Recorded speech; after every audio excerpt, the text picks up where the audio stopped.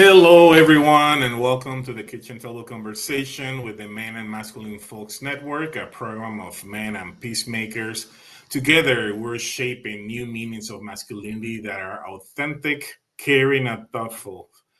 Remember that these conversations help us to see the inherent dignity in those around us, to practice collective care and responsibility towards others, and to do this in a way that acknowledges our full humanity as peoples. So each month, remember that we choose a topic that we can help men and masculine folks identify our role in creating safe and thriving communities.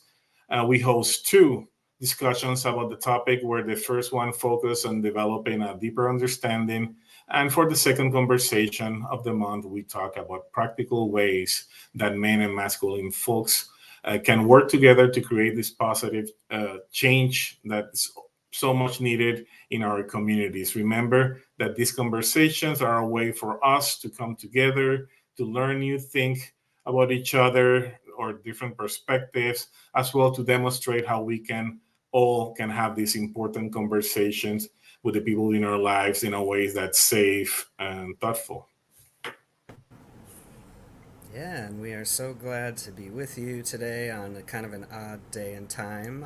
We had some tech issues last Thursday, so for those of you who were missing us, we missed you too, and hoping things work out better today. So thank you for joining us here, whether you're watching live with us right now on Facebook or YouTube, or if you're tuning in a little bit later, maybe listening on our podcast. So, however, you're joining us, we are grateful you're here and connecting with us. So, yeah, as a reminder, this month, aka in June, we were talking about one of the values of Men as Peacemakers that we call inherent dignity and belonging. And as a reminder, this is a core value, one of four of our core values that recognizes that it's vital for us to build understanding about the need that we all have as humans to feel like we belong.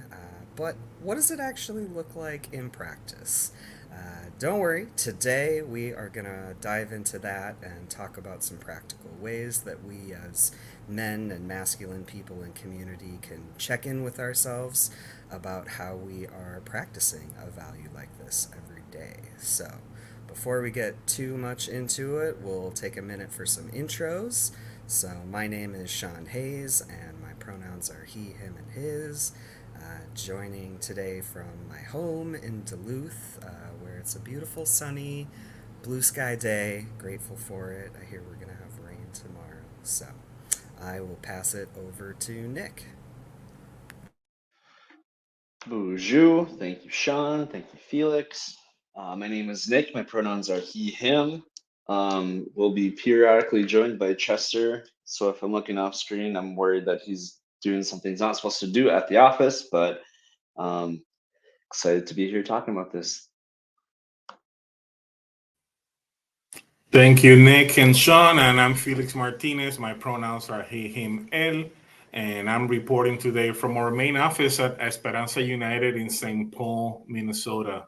Super happy for joining both of you in this amazing conversation. I hope that everyone can enjoy it and also be active in the chat and yeah, ask us questions. I mean, that's why we're here. We're having a conversation. This is our space. So as you guys know, as a reminder, more than anything, uh, to remind everyone that the purpose of this conversation is the Men and Masculine Folks Network is to help men and masculine folks to understand why we have an important role to play in preventing harm and violence in our communities.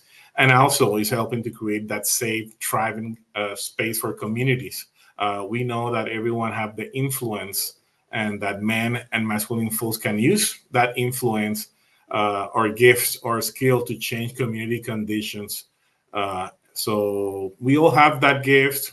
Let's discover it together and let's put it in action. Something that I think should be a role that we all should be on. And remember, this conversation could be done in your kitchen table conversation, during dinner with your loved ones, and sometimes when you're in your soccer practice or something like that. So let's start breaking those stereotypes that men don't have these conversations, and let's get into it. So today's conversation, I'll start with this question. So hopefully Nick and Sean can provide us their point of view. And what does it look like or feel like when you talk with people in your life, believing that they have inherent dignity and deserve to feel a sense of belonging? So, how would that look like?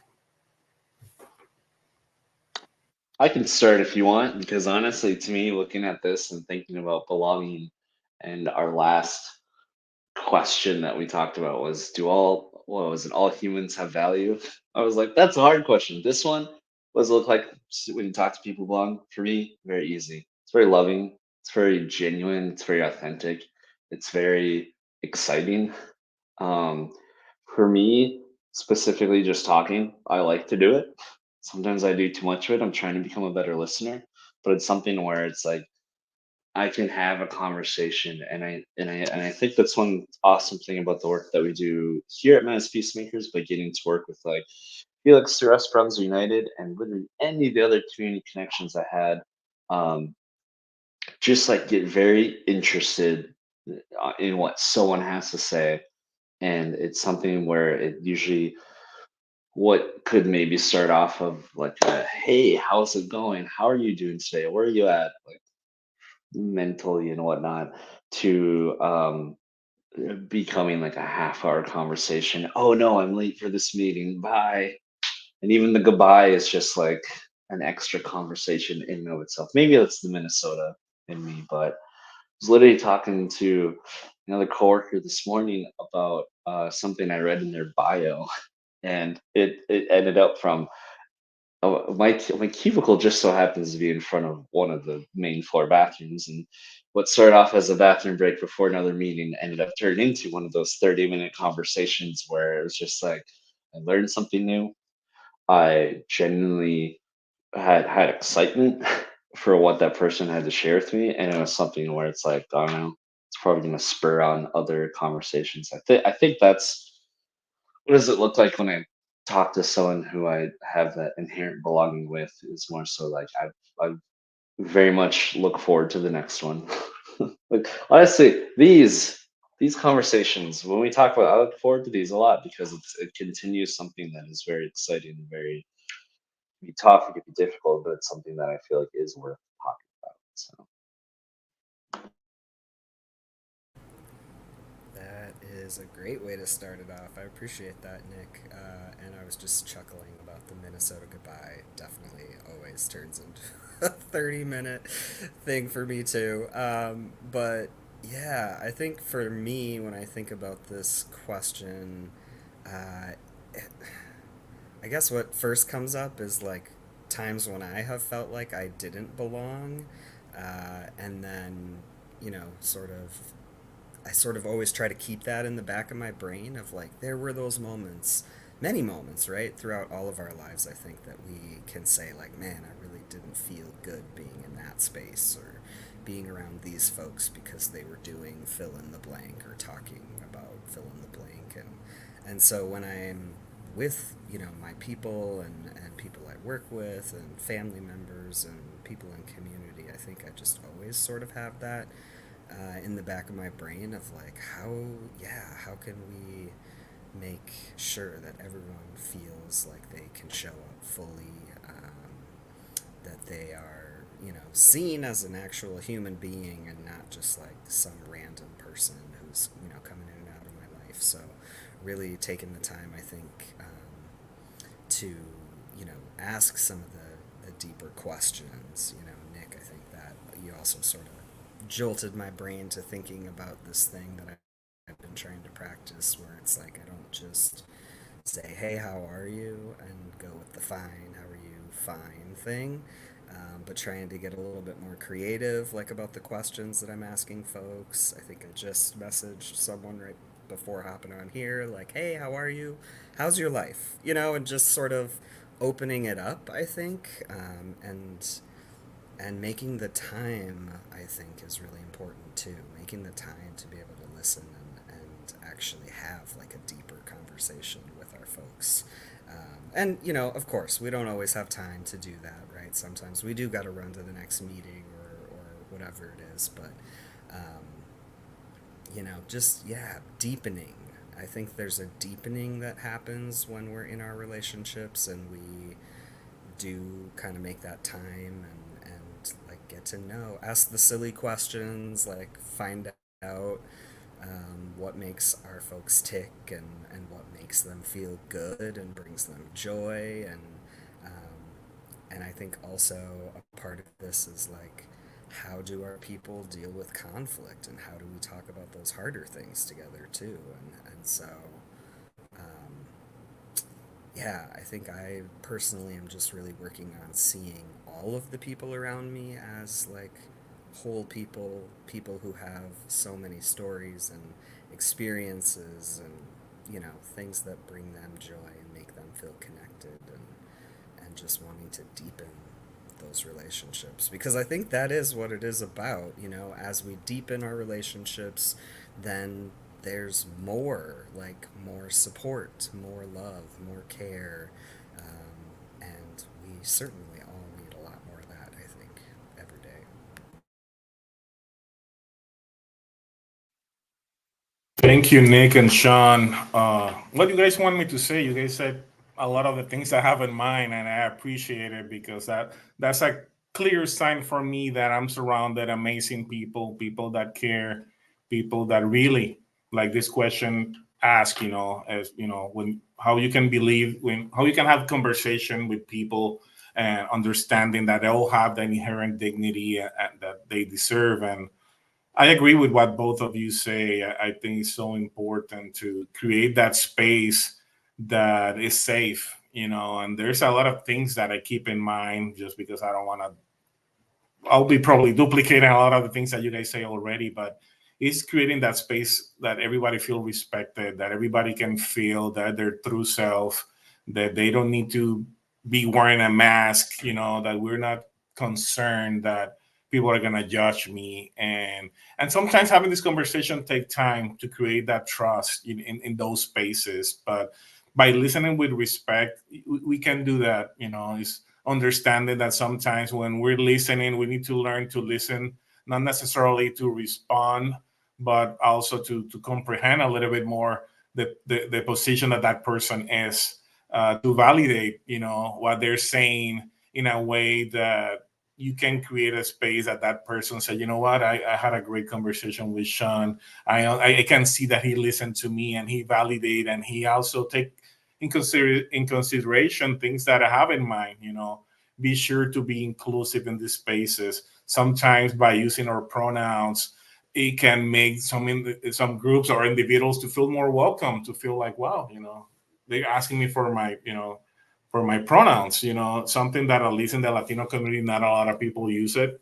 Sometimes I'm in presentations or in meetings and I'm the only one that use the pronouns, and it's not because the other individuals or in the space they don't care. It's like we're not used to use it, and when we start being that person that's starting to take action and start using it can change the ways that we behave and normalize something that it should be in every single conversation or every single presentation. Having the empathy is super important in order to be sure that everyone understand that they deserve that to be dignified and to be respected. Don't matter where you're from, don't matter your gender, don't matter your political party, or doesn't matter. I think empathy is one of those things that is super important and needed. Be able to encourage those other individuals that were the ones that we have in the conversation with to foster that positive environment. So you can be able to share those things that sometimes bug us, and sometimes as men we keep on us because we're not we still thinking that if we open up, if we're vulnerable, that make us weak. And when we can be out of that box, when we can put that aside and be able to share those things that hurt us, it is something that it also help us to overcome those ghosts that we carry or those things that we carry with us But more important than that is to be authentic. We understand and we can see when people are, we could say, fake, when they really say hi to you and you're sharing something and they cut you and they just like, okay, I need to go by. And some of those things, it make, at least personally, make me feel like they don't care about what I'm trying to say, that they don't value, my point of view. And it's hard to feel that way, because I personally tend to isolate. If I'm in a meeting and I feel that start being cut, I just isolate. I just gonna step back, and I turn from maybe from an actual speaker or active speaker to someone that's just a listener, just because I don't think that maybe my voice is important in that space. So when we treat everybody with that inherent dignity, I think we can get the best from each other, and we can create better individuals that feel more open about what are those things that are hurting us in our life, things that bother us, and we can together create, communities that are, more powerful, that we have more resources, and we can be better human beings. I mean, it's hard when you don't feel listened, and that's something that I have learned from the youth. How the importance of empowering them, and to be sure that we can help them to be those future leaders that can make greater changes in our community, in our political systems, and in the world. So this is something that we should all do at home, do at our works, do it in our groups, and if we would really want to make a difference. So yeah. No, thank you for sharing that. It was honestly kind of what you were saying about that, Felix, and then something that Sean said earlier that was like getting my thoughts about there. I said genuine and like authentic conversations, and I think why I display that a lot more in like conversations with the people I belong with, it's because when you have those conversations that are inauthentic or like disingenuine, and you don't feel it literally creates that sense of like not belonging. It's like it's literally you and another person, and you're like, this person does not care about what the heck I'm saying. This person isn't listening to me. Or you have those, I don't know. Sometimes I think professionally it's very easy to have the, hey, how's it going? Good? Cool. How's this? The XYZ questions you always have to ask. Whereas like I think when I was teaching, I think that was something that I just got so easily roped into just because that's how everybody was. And so getting just tired of that, to me, talking to people of and with belonging is more so just like I ask questions because I genuinely want to know the answer. If I ask you how your day is, like, tell me the good, tell me the bad, let me hear it. If I don't know, and maybe that's my love language, is just like the someone who actively listens to me. But when you feel that, it just feels so good. I don't know.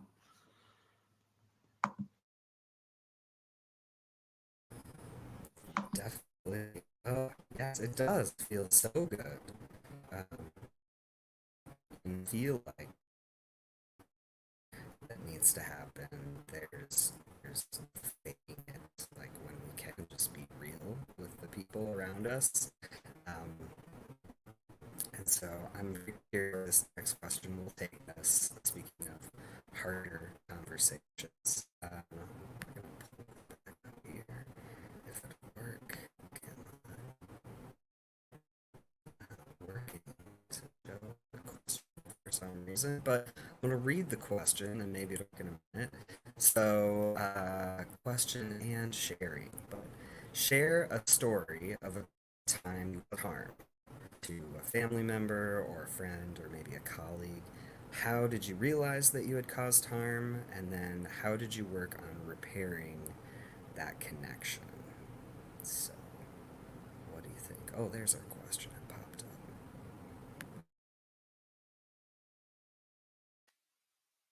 I can jump in. I'm having some audio issues. If you guys cannot hear me at any moment, please let me know. Wow, asking for a moment that I cause harm. I have probably plenty. Uh, and probably going back to what I mentioned before, sometimes cutting people when you're talking, to them, unintentionally causing harm, sometimes by expressing my opinions, something that, people don't need to sometimes take it literally, but sometimes by expressing my opinion, I could cause harm unintentionally. So this is something that happen, a lot. That's why sometimes when I'm in groups, I always say, let's not talk about politics, let's not talk about religion, because unfortunately, sometimes when you bring these topics, they can cause harm, even with abortion, things like that. That I consider myself something liberal. For people that are more, from conventional, they could be, feel like what I'm saying is disrespectful, and it is hard, sometimes to express your opinion without causing harm, and some as a man, sometimes by raising my voice, I'm causing harm, sometimes even by being a man in a group of women could be triggering for some female identified folks. So it's hard, to sometimes to have conversation when you feel that way, and I feel like that all the time, just because, especially in the topic of masculinity, when we're having this conversation, especially for in groups that there's a lot of female identified folks. I'm trying to be ultra mega aware of what I say in order to avoid that, to cause harm. And sometimes I feel like I limit myself of saying things because I'm so concerned of saying the wrong thing. And I think that's why it's so important to create those spaces where everybody can have the opportunity to talk, and sometimes try to understand the point of view where these people come from. I think we normally know when people are coming with bad intentions, or when they come with topics to cause harm. But sometimes, we need to try to listen, and then try not necessarily to judge, but then to see if maybe there's a person that you want to be around it, or someone that you want to, to be in your have in your circles. And every time I say something that I think I cause harm, I always try to apologize. Sometimes I do it on the space. Sometimes I go in the side and apologize directly to the people, to that person, and try to learn and reflect from what I said, in order to try to avoid it, situations like that.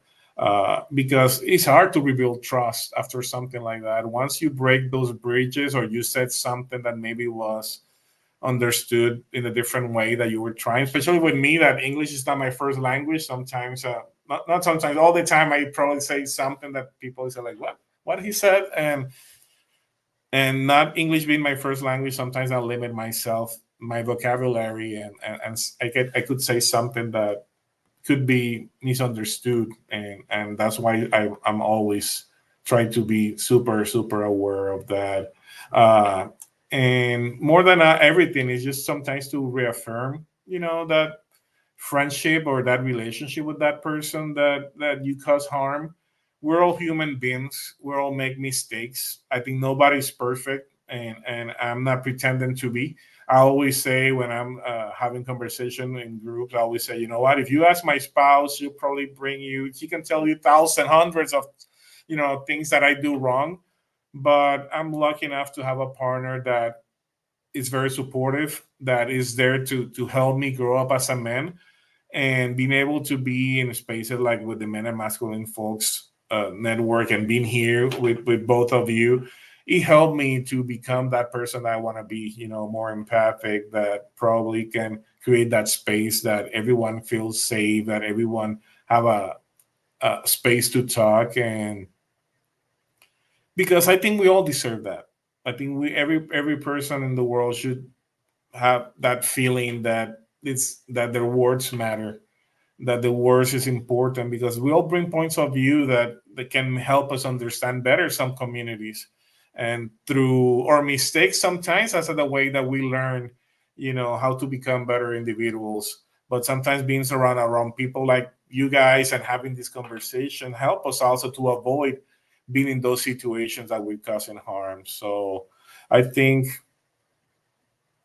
never be afraid to apologize. Apologizing doesn't make you, uh, a bad person, or someone that it's doesn't have good intentions. It just makes us human. It makes us realize also, and help other understand that we're human beings, and we all deserve second chances, and we all deserve to live in communities that are thoughtful, that are respectful, and reinforce that we're all humans and we're all here in this world learning together to hopefully create better conditions for individuals in the future. So yeah.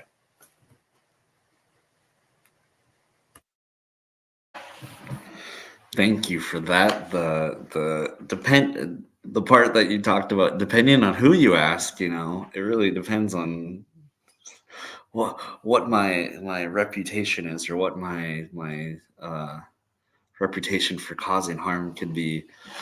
Um, I think that's always funny because I feel like there are some people, I don't know. I've had roommates in the past that watch really just, I don't want to say dumb television because obviously they get some entertainment, but let's talk about like 90 Day Fiance or The Bachelor. There are just so many people on those shows that if you were to ask them, have you ever caused harm? And I feel like I have a couple of these people in my life where it's like, have you ever caused harm?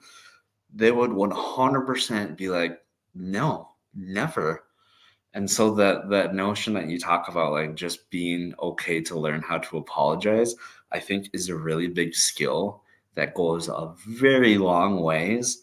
It's just such a bummer sometimes when you meet people, or in that case, see people that like just can't get that or figure that out. So I want to come on here and joke and say that I've never caused harm, but that would be a lie. Um, I think the first thing that I did to figure out like what story I want to talk about is I went on my phone, went to my contacts list, and I just like scroll down and be like, okay, let's see if any of these people I've ever had a moment where I was just not a great person to. And honestly, the one that kept popping up to me that I was thinking about mostly is thinking about family member, my relationship with my mom.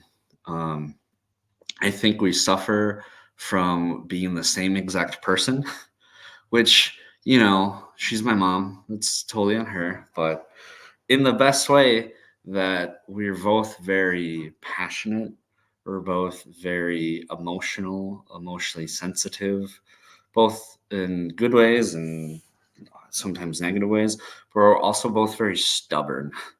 And so I feel like times that I've caused harm, there have been moments where I've told her it's like, you weren't the mom that I needed, or you're not that's not, you don't know how to love me, or all these different things that I've essentially heard. And if you're listening, Mom, I'm sorry to bring this on the air, but we talk about it a lot, so I figured it was fair game. But I forgot where I was going with this now.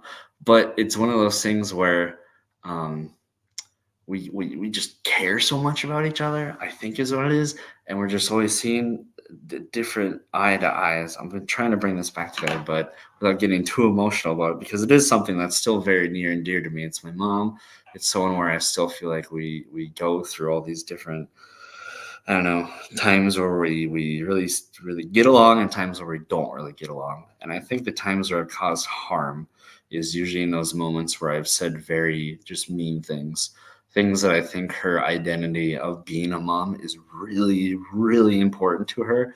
And I say things not intending to cause that kind of harm that's so deep rooted, but because it attacks the things that she really is, it wants to be, that I feel like elevates a lot of the conversations that we have in that regard. Um, I never walk away from those moments with pride. I've never walk away with those moments and feel good about myself. Um, and oftentimes it's usually again being like highly emotionally strong, where I feel like, oh, you're gaslighting me, or oh, you just don't get me. And honestly, even as an adult, sometimes I just feel like very teenage angsty all about it.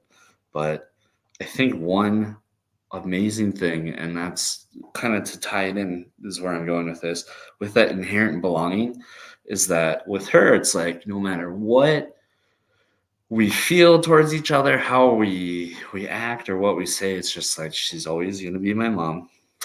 Um, there are going to be times where it's like we don't get along, but there's always going to be the moments that I like love her. And so for me, in terms of how do I repair that harm, it very much comes back to, usually just the next day, which is probably when I should have even had the conversation. The whole idea of like give something time before you address it. I feel like even sometimes having such a close connection, I feel like even I think about sometimes with my brothers, it's like my mom would always tell us, "Do you talk to your teachers the way you talk to your brothers?" It's like, no, because they're my brothers. No, I talk to my family the way I do because you guys will always be there for me. I think that's sometimes too where I maybe don't give as much leeway as I would for like friends or anyone else. But for repairing the harm, I always am very cognizant of things that I feel like I've said that either could have caused harm or try to open up a safe space in terms of conversation with her to be like, what from that do we want to talk about so that we both recognize, hey, we're on the same page, we both care about each other very much, but what shouldn't we do? And if anything, I think kind of going back to maybe what would have been a conversation, one of the first conversations I had on here is talking about boundaries, is that my mom and I talk a lot about just like boundaries that we've established and kind of revisiting those and be like, yeah, Nick, when you say something mean, that's obviously crossing a boundary. Don't attack certain aspects about how what she is. And it's not it's not something that happens often, but I just feel like when it does, it's a very passionate like thing that happens, and I always just feel bad, and she always feels sad. And it's gone both ways, and that's why it's something where it's very close to me in terms of even like bringing it up and talking about it. But it's something where it's like I think why. I'm sorry for Amy. Why I think I still feel so strongly about it, and even like know that it's probably going to happen again in a couple months. But just the fact that it's like I love her so very much that that's why you keep coming back and wanting to like repair that harm. We talk about these things where we can kind of come together and be like, okay, the next time this happens, how should we address it in a way that we can both not only kind of be advocates for ourselves and whatever it is that we're talking about, but then also, I don't know, not create any more divisiveness or disconnect. Because there have been times where it's like, well, what if I just don't talk to my mom for a long time? But then it's like, even if we don't get along, it's like, I miss my mom. Some of those things. And so other things too, it's just like I also don't do this by myself. I talk to my brothers as often as I can about it. I talk to my friends and kind of get advice, and you know what? If I don't get to talk about therapy every episode, if not every other episode of this, I'm gonna go and say it's like, therapy also really helps too, to be able to look at these things and like how I might try to repair a connection isn't always necessarily the best way. And so it's always good to get outside help. So, um, the end.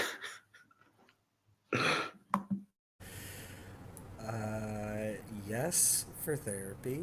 I started my day off today with therapy, so yeah, I think it's great that we bring that up and these other tools, right, that have helped us along and and maybe just sort of break down like the stigma around guys going to therapy. Like we all need it, and I mean all, not just men and masculine folks, but yeah, this is interesting. I appreciate what both of y'all are sharing.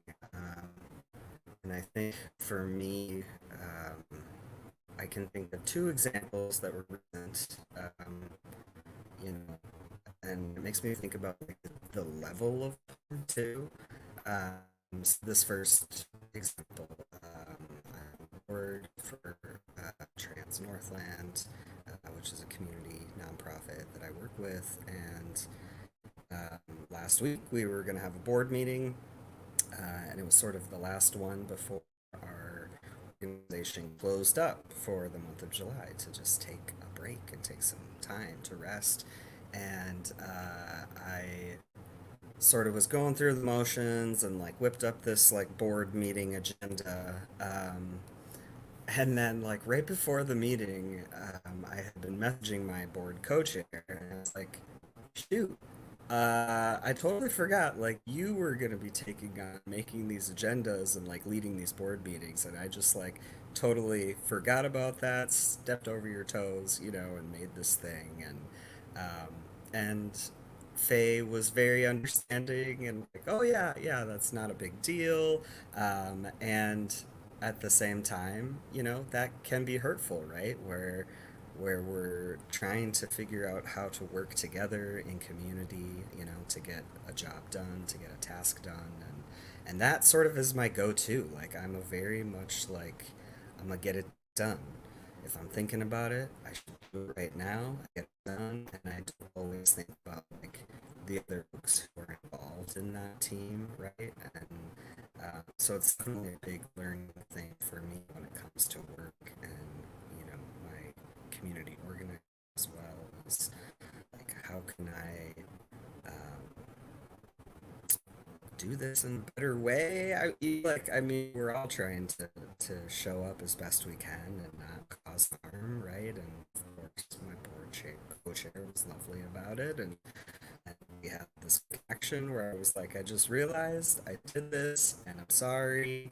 Uh, and yeah, she was just like, that's cool. I really forgot to make an agenda, so it worked out perfectly, And I was like, oh crap, like she's gonna think I'm undermining her, or I don't value her leadership, or something like that. And so, a level of harm that maybe is not a huge deal, right? To a lot of people, when you're listening, that's the story that you're sharing.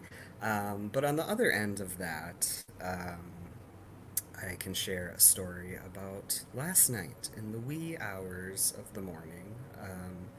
I stayed up way too late, and then I went to bed, finally had fallen asleep, and then I was woken up by my kid screaming and crying, and she had had a nightmare.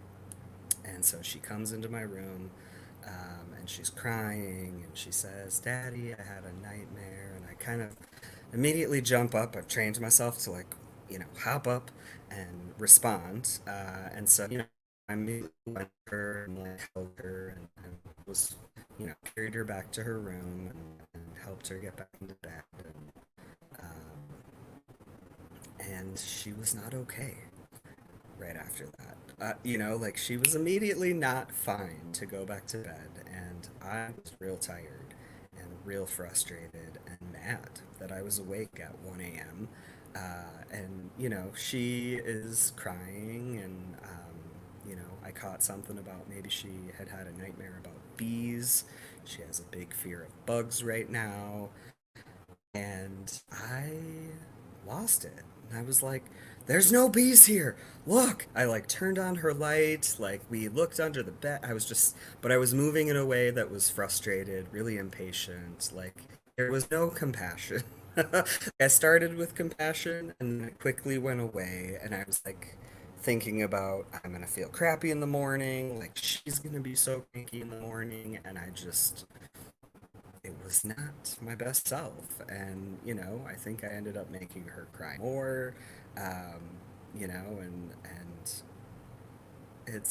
I don't know, it's heartbreaking to think, especially when we love those people, right? And when we're tired or when we've got all this stuff going on that we do, like, it's easy. I think, Nick, you were speaking to this, like, it's really easy for it to come out on the people who are closest to us. And, so what is, I am gonna sit down with my kid tonight and just be like, remember, you had this bad dream, and Daddy was not very kind to you, and and just be real with her and tell her that I'm sorry, and that happens a lot with my kid, where I lose it, or I'm frustrated or impatient, and I snap at her, and I can just see the damage it does, and I oftentimes am not able in the moment to even think about, like, I'm screwing this up. How do I repair this harm? It's usually much later, right? That I'm like, oh, wow, my kid had a nightmare, and I screamed at her and made her feel terrible, like worse. Um, so I don't know. I think there's this thing that we do when we realize we've hurt someone, where it's like it can become so self-centered and like, oh no, I'm a terrible dad. I should have gone to bed earlier. I should, and it's like for me, I can focus really hard on myself, like inwardly, and that I think keeps me from going to the person and being like, because I'm embarrassed about how I acted, or I feel ashamed or guilty about it, and so, I've had lots of experiences with friends as well where I have said I would do something and then didn't follow through, and that's hurtful, right? And I think repairing harm looks different in each of our relationships. And sometimes it happen the next day. We say, "I'm sorry that I screamed at you when you were sad and scared."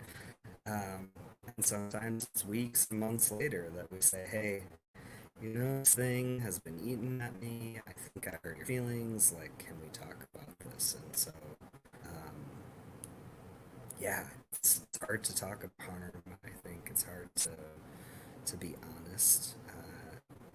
And I don't know. I'm not sure how to wrap it up in this beautiful way, but I know we all get to those points where we lose it, and it's not that we want to hurt the people that we care about or others, right? We don't want to cause harm in general, but it just happens, and I know it's gonna keep happening. Like, I'm gonna keep hurting kids' feelings, and I'm gonna keep messing up with my friends and stepping on toes, and then it's like through the repair that I'm able to learn, like, oh, okay, I'm gonna do this differently next time, or like, I'm gonna remember this moment, and it's gonna be cemented in my brain, and the next time my kid has a nightmare, it's gonna be the first thing that pops up, and I'm gonna have to be like, okay, wake up, dude, like, you are not sleeping right now, take care of your child, that is your role right now.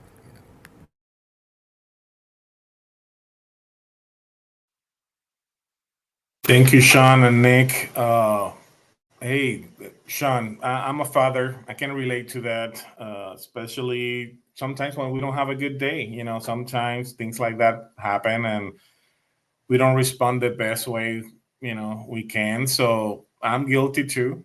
I think we're humans, and being able to have those conversations like the one you want to have with your daughter is what's going to help her also understand that sometimes when daddy or mommy are angry, they're not necessarily angry at them. Maybe we just had a bad day. The importance of talking about our emotions and validate the emotions in everyone. So don't feel bad. I think we all learn. There's no handbook of how to be the perfect dad, and we learn a lot of those things from our parents and from the people in our communities, and we can only do the best we can and create those deeper connections with our loved ones, so we can create that strong support system that we all need.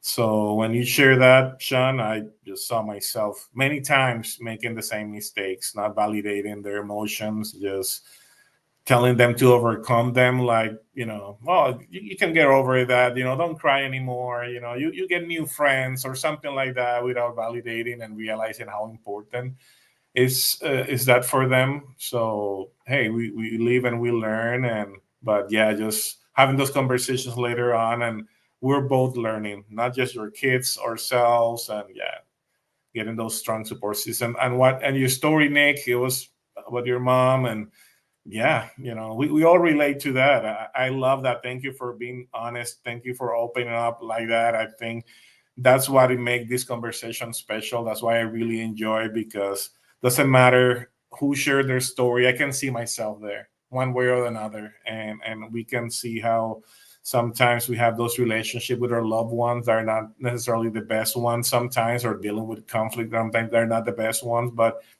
there's something in common, that it's love. That's and that love is make everything possible, to forgive those persons, to have that big argument, and the next day being able to go back again, have breakfast, and be the best self, or best selves, and who better than our loved ones or parents to have this conversation, something that's very important. And thank you, Nick. Thanks a lot for sharing that. I know that's personal, but That's what it makes this conversation so awesome. And my respect for you keep increasing. It's in the top, but so much respect. So to continue the conversation and be respectful of time, let's think about if we switch, things. And if what about, we're the one who are suffering the harm. So let's say put this question this way: if we believe that every person has inherent worth and that we don't have to earn it, this worth, so it's just intrinsic realistically. So how can we interact with people in our communities who have caused harm to us or others? So let's switch and let's see, let's how we interact when we're the ones who are receiving that harm. So I'll put it there, and I'd love to hear from you guys. How you guys deal with that? So can you guys share, please? Yeah. Who are you on, Felix? You once said both of us crying. I don't know how if anyone gets to watch the stream if two out of the three of us started crying, but that's why you gotta check in every other Thursday on YouTube.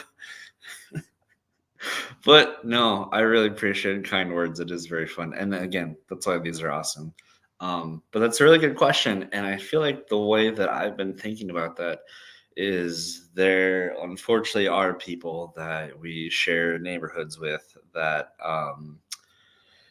cause harm either personally or on a community level.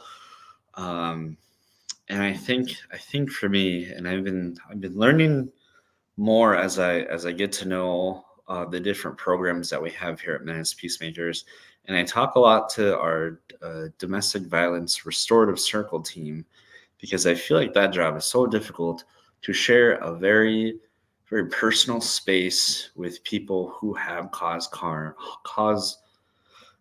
huge levels of harm multiple times, and just what do you call it, what do you do, how do you do it, just the fact of even just like being sometimes like what if they're only supporters, and I think something through them, and for me it's kind of figured out a way how to name it, is just calling not like approaching them with rehabilitation in mind necessarily, but just holding someone else accountable.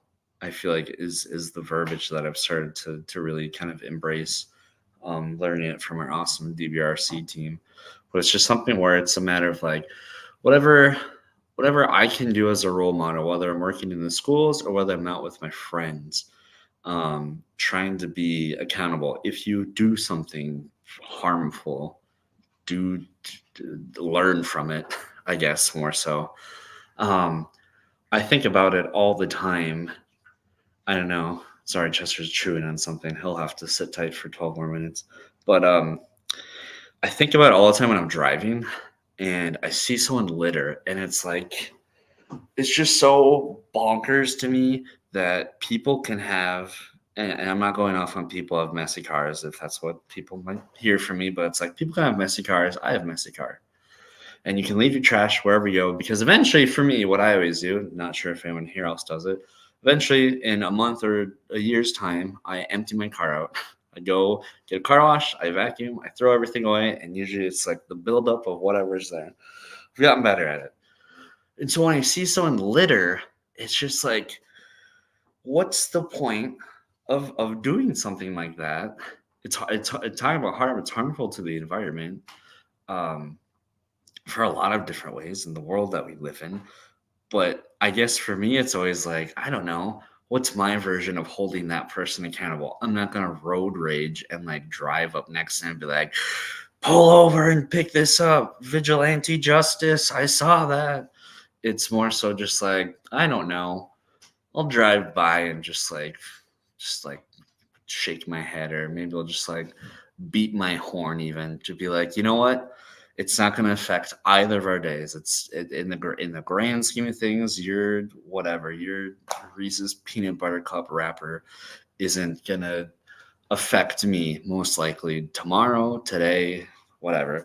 But my hope, and maybe this is a really dumb example, my hope is like they'll remember the potentially the next time that they decide to litter, be like, oh, remember when that guy beeped at me? And I'm very much the person, I like to use my horn, mostly for comedic reasons, where if there's traffic and someone's making just like a boneheaded move that disrupts everyone because their time can sometimes be more important than others.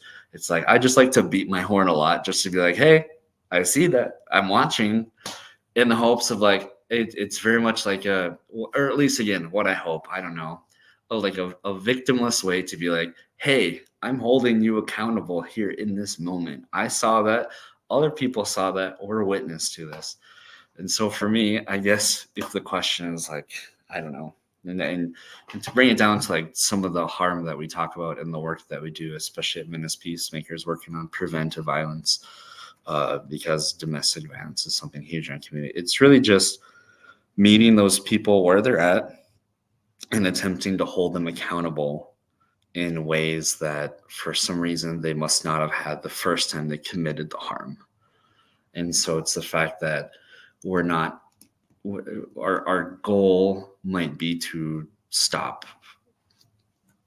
prevent like all violence, but like realistically, it's those moments where it's like, I want them to think about me the next time they're going to make that decision and cause harm. I want them to think about something or someone as a reason to why not to do that. Because I think that's something that is just a very good start of that. Thinking about what everyone can have in common.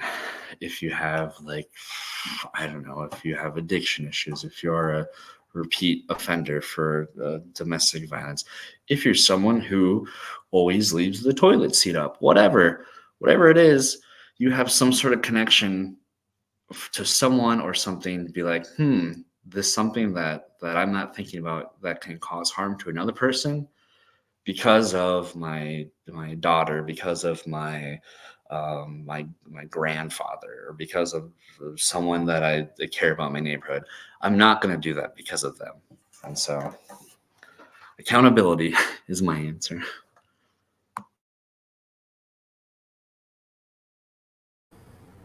Oof, man.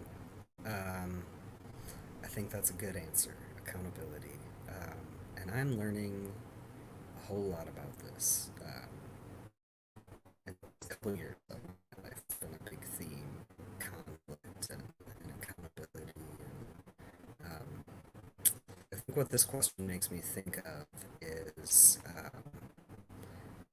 the people that we uh, see as like the harm doers, or like, you know, when we think about DVRC and men and people, you know, all gender identities use violence, but those folks who have used domestic violence over and over again, I think that sort of the general consensus in our society is that we kick them off the island. Um, they're no good. They have caused harm. They, you know, and oftentimes it's terrible, awful, deep, painful harm that they've caused. And when I think about that, when I think about war and genocide and all of the like really big harm that happens, that we experience, that we witness, that we maybe secondhand experience through friends who are experiencing harm, I think that that is the go-to in our society, and it makes me think about cancel culture, and it makes me think about you know, criminal justice and punishment, and all of these things that um, I think are easy. I think they're easy. I think it's easier to kick someone out of a community. I think it's easier to cancel someone or cancel a group or a restaurant or you know, whatever it is, right? Like, people cause harm all the time, and we get to choose how we react to that harm, right? Like, we can choose to unfollow that business, or, you know, boycott such and such, or you know, whatever. I think that there's many ways that folks hold each other accountable, and I think the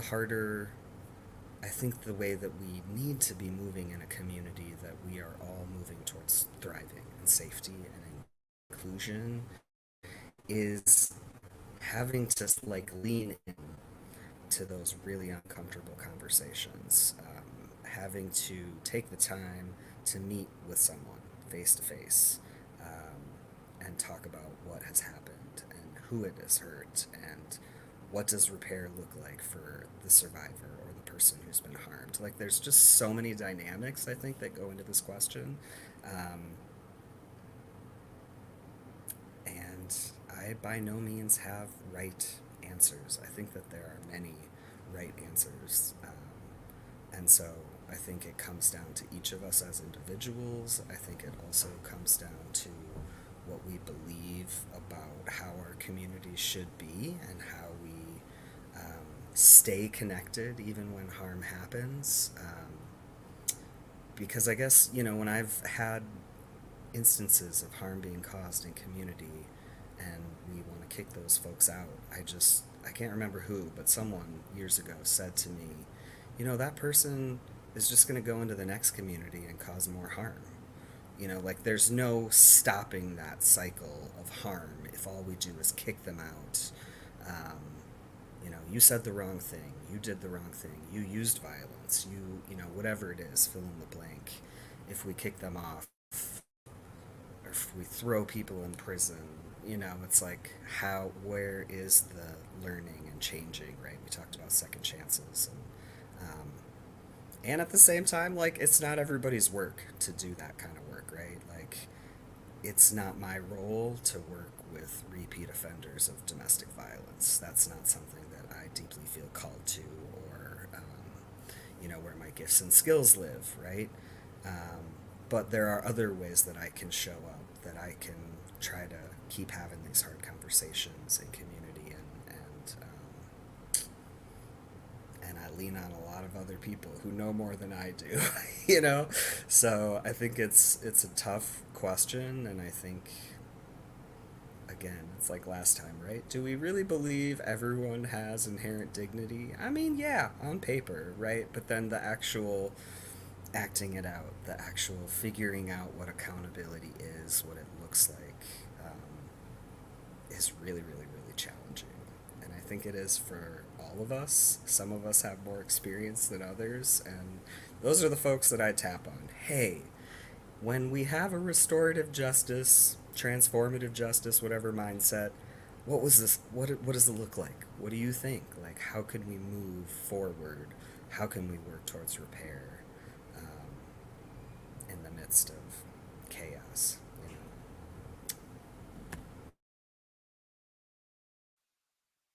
Thank you, Nick and Sean. Wow, when you mention cancel culture, it just gonna make me. It was a tornado in my head just thinking about the different perspectives it could be seeing this question, especially when you're the one that receiving all the harm.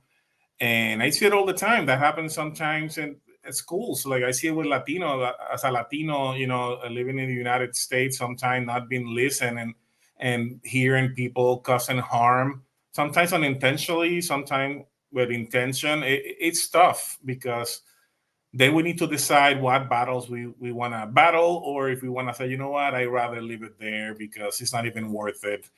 Because we also understand that every person have the time to to make that change in their life. That's very personal. That's nothing that I can go there and try to make them understand something that person is causing harm, because that person don't.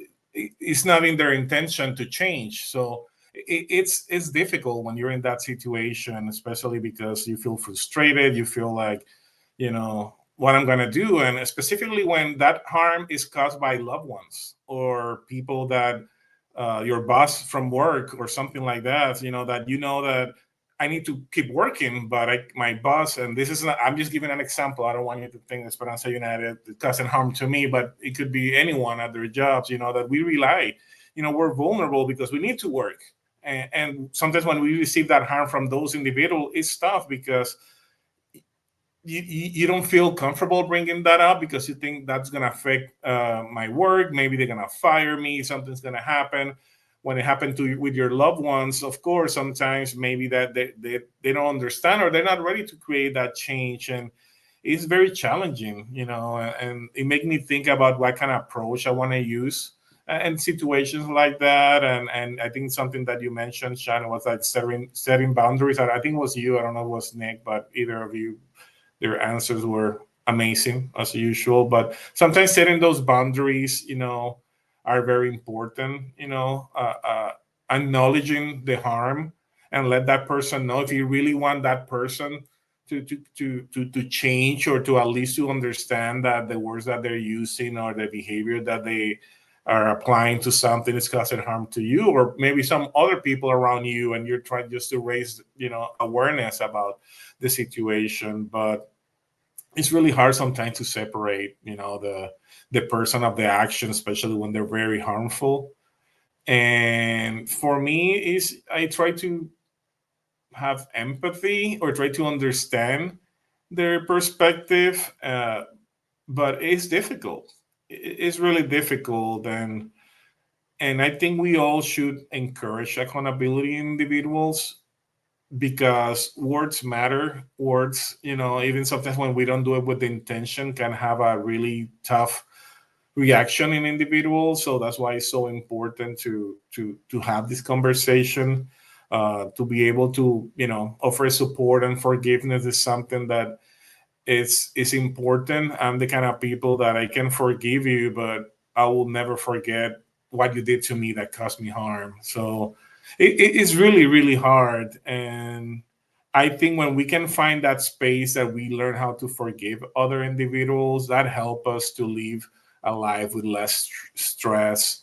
When I was listening to you, Nick, with the people throwing garbage, I see that all the time, and I felt that same thing. I want to just stop next to them, and it scared me to do it, because right now people have guns, people have knives. I mean, I'm willing to lose my life to a crazy person that I tell them, please don't throw garbage, and maybe that individual have a really bad day, and maybe that thing is what it make him explode. It's scary. Just consider how stressful the world is right now. But sometimes making those changes and making people accountable, we can start doing that change, and normalizing that every one of us have their own perspective, their own lives, and they can see life differently. But when there's empathy and respect, when we can acknowledge the true value of each individual, it makes that change a little bit easier. Being seeing their perspective, it makes us realize that the world is all around me. It's around also other individuals that maybe are experiencing more harm that I'm experiencing. And this question is just make you think how we can become better individuals, how we can create those safe spaces, setting those boundaries that's going to help us be better individuals. But when I think about those loved ones in my life that cause harm, yeah, it's really tough, especially if they're not ready to make that change. So through having this conversation and acknowledging, the harm, separating sometimes the action from that person, and setting boundaries, promoting healing, and reconciliation, it could be a good start to live in a better world, and hopefully getting the best from each other, and yeah, do it in a way that it's not causing more harm. It's just hopefully creating this new opportunity for all of us to become better human beings. So I know, to being respectful of the time, I'll leave it there, and I'll allow you guys who are listening to the conversation to hopefully share in the chat, or just with your loved ones, how you deal when people are causing harm to you, and always thinking and promoting that everyone deserves, dignity and respect. So I leave it there.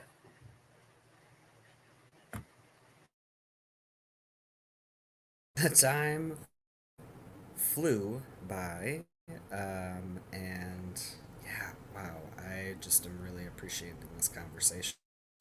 I think I think these conversations always leave me with more questions, which I think is good. Like, I think that just continues, this trajectory of like continuing to consider how we are all, as individuals, communities and families and workplaces, and yeah, I think a lot of us are trying to show up in good ways and not cause harm, and so I think it just feels exciting to me that to be able to chat with y'all about it, chat with those of you who are commenting and watching right now, and yeah, and this conversation won't stop here.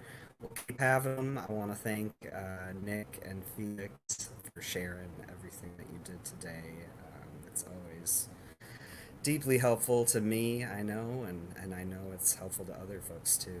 And so thank you to all of you who were able to join us as we were live today or after the fact. As a reminder, we host these conversations typically every other Thursday at 12 p.m. Central Standard Time. So you can join us for our next regularly scheduled kitchen table conversation on July 11th. And the topic we'll be launching into this month is around potholes. I'm doing air quotes for those listening. Potholes, or areas where we tend to get stuck in conversations about prevention of sex trafficking and other forms of commercial sexual exploitation. So some examples of these potholes would be discussions about sex work, legalization, and more. So join us in a couple of weeks for that one. It should be really good.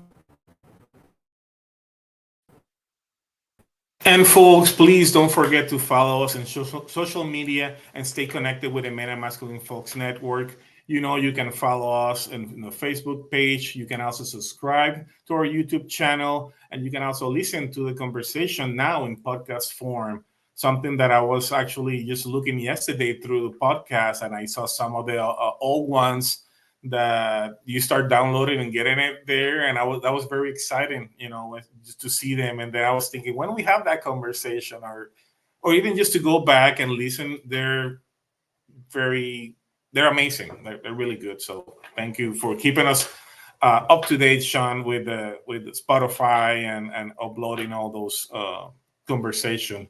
And if you're watching this as a part of your virtual training for the Don't Buy It project, please see the description below for instruction on how to download the corresponding discussion and the activity guide available from the Men and Peacemakers. And as always, we encourage you all to have a kitchen table conversation with your loved ones, with the people that you care. And remember that through these conversations, together we can build stronger communities that are free from violence, where everyone can thrive. Thank you again for joining us at the kitchen table. So thank you, and bye-bye.